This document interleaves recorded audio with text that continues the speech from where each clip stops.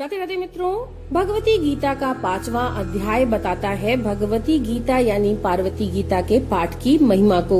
तो चलिए शुरू करते हैं भगवती गीता का 5वां अध्याय। श्री महादेव जी बोले, हे मुने, इस प्रकार श्री पार्वती जी के मुख से श्रेष्ठ योग सार को सुन करके पर्वत श्रेष्ठ हिमालय जीवन मुक्त हो गए। वे महेश्वरी भी गिरिराज से योग का वर्णन करके लीला पूर्वक सामान्य बच्ची की भांति माता का दूध पीने लगी।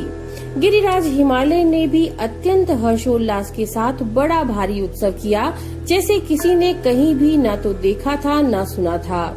छठे दिन खष्टी देवी की पूजा करके 10वां दिन आने पर पर्वतराज हिमालय ने उनका पार्वती ऐसा सार्थक नाम रखा। इस प्रकार तीनों लोगों की जननी नित्य स्वरूपिणी श्रेष्ठ प्रकृति गर्भ से उत्पन्न होकर हिमालय के घर में रहने लगी। हे नारद, जो मनुष्य पार्वती जी के द्वारा कहे हुए हिमालय से उत्तम योग का पाठ करता है, उसके लिए मुक्ति सुलभ हो जाती है। हे मुनिवर, भगवती शर्वाणी उस मनुष्य पर सदा प्रसन्न रहती हैं और देवी पार्वती के प्रति उसके मन में दृढ़ भक्ति उत्पन्न हो जाती है। अष्टमी, नवमी और चतुर्दशी तिथि को भक्ति परायण होकर श्री पार्वती गीता का पाठ करने वाला मनुष्य जीवन मुक्त हो जाता है। शरद काल में महाअष्टमी तिथि को उपवास करके और रात भर जागरण करके जो मनुष्य इसका पाठ करता है, उसके पुण्य का वर्णन मैं क्या करूं। दुर्गा भक्ति परायण वह मनुष्य सब देवताओं का पूज्य हो जाता है और इंद्र आदि लोकपाल उसके आज्ञा के अधीन हो जाते हैं। वह साक्षात भगवती की कृपा से दैवी कला को स्वयं प्राप्त हो जाता है और उसके ब्रह्म हत्या आदि पाप भी नष्ट हो जाते हैं।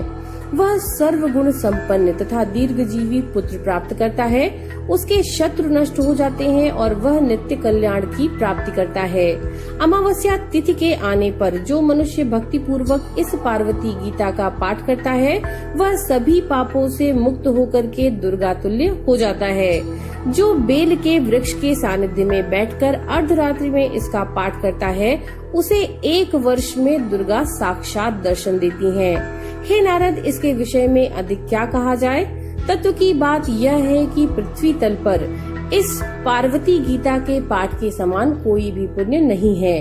हे मुनिश्रेष्ठ, इस लोक में तप, यज्ञ, दान आदि कर्मों के फल तो परिमित हैं, किंतु इस भगवती गीता के पाठ के फल की कोई भी सीमा नहीं है।